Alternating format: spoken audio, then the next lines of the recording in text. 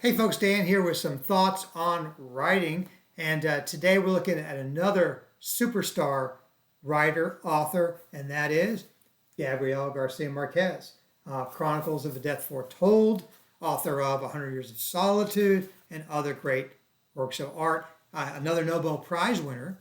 Obviously, you know his work, and we're going to experience it today, and we're going to learn from it today. It's funny, this is another book that's like 100 pages long. And it's so fabulous. Why can't I write a book like that? It's just, that's because I'm not Gabriel Garcia Marquez. I know the answer. Let's listen to this little passage where our character's arriving. We've not seen this character before, and then we'll talk a little bit about why it's so powerful. Here we go. Follow along with me, and the text will be on the screen for you. He arrived on the weekly boat with some saddlebags decorated with silver that matched the buckle on his belt and the rings on his boots.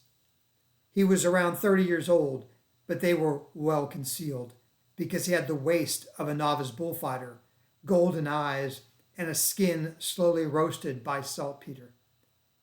He arrived wearing a short jacket and very tight trousers, both of natural calfskin, and kid gloves of the same color.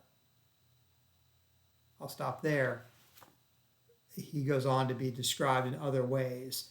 But for the purpose of our work today, I want us to think a little bit about describing and showing versus telling. And we've talked about this already in a couple of the different videos. But when building characters, we learn a couple of things here from Gabriel Garcia Marquez that I think might be helpful to you.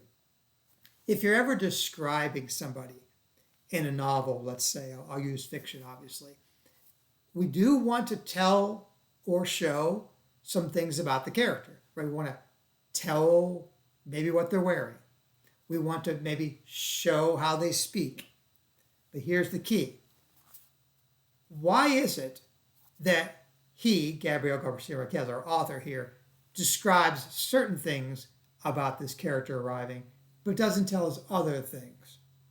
So the key here that we should learn from, the key technique, is to be discerning and only describe, either by telling or showing, the things we need to know so as to develop the character. See, the things that are being described here aren't just random. We're not just talking about the color of the sky or the color of the shag carpet. We're describing this character because we're supposed to learn some things about the character through this description. If it's not advancing the characterization, it's probably best to leave it out, or advancing the plot, or advancing something. We're not just describing things just for the sake of describing them. So when we find out that he has tight trousers, or we finding out that he has decorated saddlebags with silver that match the buckle on his belt and the rings on his boots, we're supposed to say, aha, now I know something about this guy who's arriving that I didn't know previously. Something about his wealth or not, his personality, could be his walk, his gait.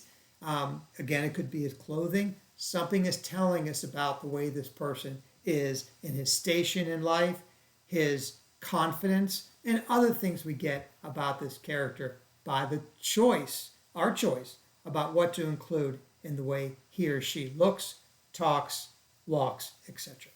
So purposeful characterization through the things we decide to show and to tell.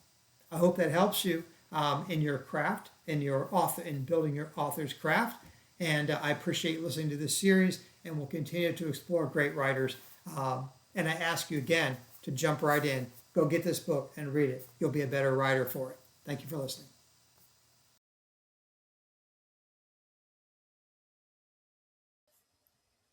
That's it, folks. Thanks for listening. The video's over. It's over. Don't be sad. Don't be sad. Be happy. There are more coming. More videos to come.